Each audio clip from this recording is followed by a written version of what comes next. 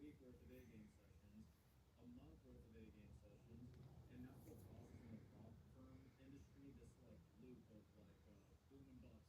You know, you pass an eval, get funded, fourth day, blow the account, and it's just that C game session, and it's this misnomer, like this misconception from a lot of traders where it's about more knowledge, more information, more data, more strategies, more setups. It's not about that. Yeah, you need to know what you're doing. You need to know what you're looking at and what we're actually participating in, because this is a beast of a thing that we're kind of doing here. It should be respected. It shouldn't be taken lightly, but you have to focus on making the bad losses, because there's a good loss and a bad loss. Making the bad losses less frequent. That's where consistency comes from. It doesn't come from strategies. What's the difference between a bad loss and a good loss? Let's say what I drew out on the board, I take that trade. Now, I'll take that trade, let's just say 9 times out of 10. If something's happening, maybe there's news coming out right before we're in the area.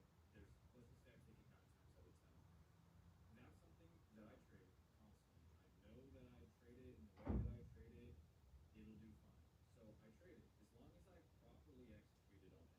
Meaning, I didn't hesitate, I didn't chase, I didn't get FOMO, I didn't get it early, right?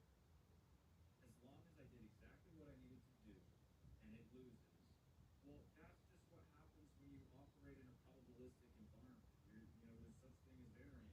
You're not going to win every single trade, and if someone out there knows how to win every trade, please let me know.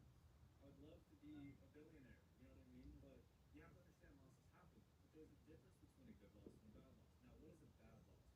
A bad loss is when you, let's say, the market opens, some massive move happens, and you're sitting there slightly frustrated as a trader. You're like, maybe you're in a community, you see everyone posting profits, you're frustrated. So what do you begin to do?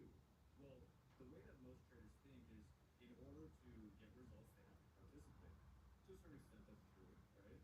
But they force that participation by doing what? Bending their rules, bending what they should be looking for. Maybe they didn't, in my case, let's say a bad loss would be, we come into discount in that scenario, but I don't see sellers, getting absorbed and dominant shifting back to the other side.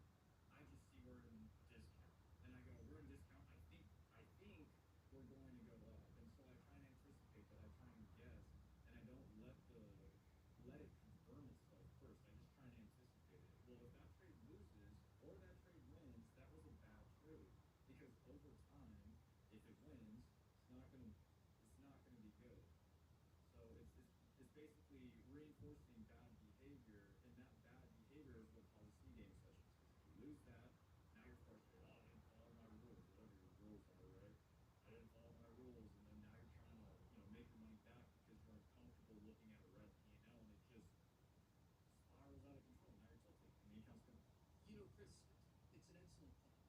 Now, specifically when it comes to your rules or a plan, how did you figure out that your rules or your discretionary system, how did you figure out that this is something that works?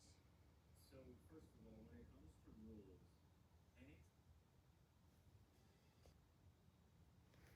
rule where you're like, don't overtrade, don't oversize, those are not rules, okay? Rules require an action that you have to do, and they have to be specific, and it has to be specific to you. Now, every trader, to my belief, right, has some sort of